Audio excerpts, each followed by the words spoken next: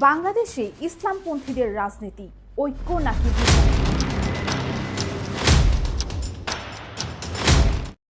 আসসালামু আলাইকুম, স্বাগত 120 সেকেন্ডে। 2024-এর ছাত্র জনতার অভ্যুত্থান পরবর্তী বাংলাদেশে বদলে যায় রাজনীতির ব্যাকরণ। দীর্ঘ 1.5 দশক পর রাজনীতির মূলধারায় ফিরে আসে ইসলামপন্থী দলগুলো। জনগণের প্রত্যাশা ছিল একটি বড় ইসলামিক ব্লক বা নির্বাচনী ঐক্য, কিন্তু 2026-এর ফেব্রুয়ারিতে অনুষ্ঠিত জাতীয় নির্বাচনের ঠিক আগে সেই দৃশ্যপট বদলে গিয়েছিল।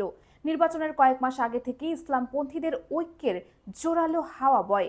ফলশ্রুতিতে আত্মপ্রকাশ করে জামায়াতে ইসলামীর নেতৃত্বাধীন 11 দলীয় নির্বাচনী ঐক্য।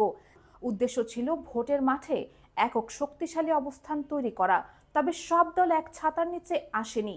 নানা নাটকীয়তার পর আসন সমঝোতা না হওয়ায় জোট থেকে দূরে ইসলামী আন্দোলন বাংলাদেশ। তারা 268টি আসনে এককভাবে প্রার্থী দিয়ে নিজেদের শক্তির পরীক্ষা দেওয়ার সিদ্ধান্ত নেন। ফলে ইসলামপন্থীদের ভোট এক বাক্সে আসার স্বপ্ন শুরুতেই হোঁচট খায়। 12 ফেব্রুয়ারির নির্বাচনে বিএনপির নিরঙ্কুশ জয় পেলেও ইসলামপন্থীরাও তাদের শক্তিমত্তা প্রমাণ করে।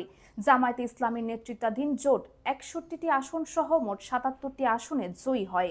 কিন্তু জামায়াত শীঘ্রই এই ক্ষতি কাটিয়ে উঠতে পারলেও অতি উচ্চবিলাসী কিছু নেতার প্ররোচনায় একক নির্বাচনে ভরাডুবি খেয়ে তলানিতে পড়ে যায় ইসলামী আন্দোলন। এককভাবে লড়াই করা দলগুলোর ভরাডুবি আবারও একটি প্রশ্নকে সামনে নিয়ে আসে, যদি সব ইসলামপন্থী দল এক হতো তবে কি ফলাফল অন্যরকম হতে পারত? 2026-এর নির্বাচন প্রমাণ করেছে রাজপথ ইসলামপন্থীদের ঐক্য যতটা দৃশ্যমান, ক্ষমতার সমীকরণে তাদের অনৈক্য ততটাই স্পষ্ট। আগামীর বাংলাদেশে তারা কি আদর্শের লড়াইয়ে এক হবে নাকি দলীয় স্বার্থেই বিভক্ত থাকবে? উত্তর দেবে সময়।